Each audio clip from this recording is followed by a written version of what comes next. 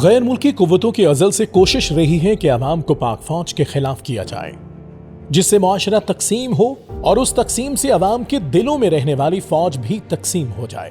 जब अवाम का फौज पर एतमाद उठ जाए तो मुल्क में इराक, अफगानिस्तान, यमन, शाम और अफ्रीकी ममालिक की तरह बदअमनी और इंतशार पैदा हो जाएगा।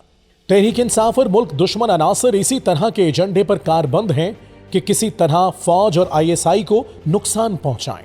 इस काम के लिए कुछ जजेस भी इस्तेमाल हो रहे हैं, जिनके फैसले भी मुतनाज़िर रहे हैं। यह जमात हर वो काम करने को तैयार है जिससे इंडिया और दुश्मन ममालिक को फायदा पहुंचता हो। इस मखसूस सियासी जमात के पास सबसे ज्यादा मुतहर्रिक मशीनरी सोशल मीडिया है, जिसके जरिए प्रोपेगेंडा करके उन्होंने पाकिस्तानी नौजवानों के जहनों के साथ खेला और अब इंटरनेशनल लेवल पर भी मुल्क को बदनाम करने की कोशिश कर रहे हैं। एक साल पहले तक अमेरिका और इसके सफी डोनाल्ड लू पर इसी जमात के बानी ने हुकूमत गिराने का इल्जाम लगाया था, जो अब अमेरिका से मदद तलब कर रहे हैं। PTI अमेरिका के सदर सज्जाद बर्की ने अपने इंडियन और अमरीकी दोस्तों से $1.8 मिलियन की फंडिंग इकट्ठी की, जिसको ये जमात T20 वर्ल्ड कप के मौके पर सारी दुनिया के सामने पाक फौज और आला अस्करी क़यादत के खिलाफ प्रोपेगेंडा करने के लिए इस्तेमाल करेगी। सज्जाद बर्की के साथ शहबाज गिल भी अमेरिका में बैठकर फौज और रियासत मुखालिफ प्रोपेगेंडे के लिए हर फोरम इस्तेमाल कर रहा है। शहबाज गिल का नाम एग्जिट कंट्रोल लिस्ट में था, जिसको मुअज़्ज़िज़ अदलिया के काबिल जजेस ने बाहर निकाला। क्या आज उनसे कोई सवाल पूछ सकता है कि क्या अदलिया का फैसला दुरुस्त था कि रियासत मुखालिफ शख्स को अदालती रिलीफ दिया गया, जो अब बाहर बैठकर फिर से रियासत के खिलाफ बातें कर रहा है।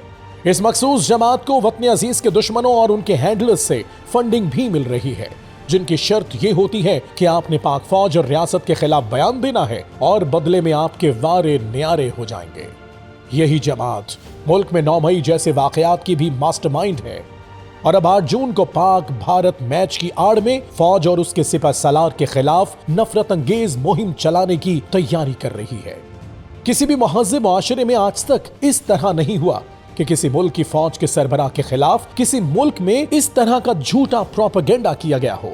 यह एजाज भी इस जमात ने अपने नाम कर लिया। इस पार्टी के बानी को मसीहा समझा जाता था। उसने अपने 4 साल दौर में जो कुछ किया वो हम सबके सामने है।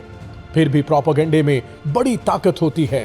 यही अमेरिका इस वक्त पाकिस्तान मुखालिफ साजिशों का गढ़ बना हुआ है और इसी जमात के रहनुमा पाकिस्तान के दुश्मनों के इशारों पर वही किरदार अदा कर रहे हैं जो कभी अल्ताफ हुसैन लंदन में बैठकर किया करता था।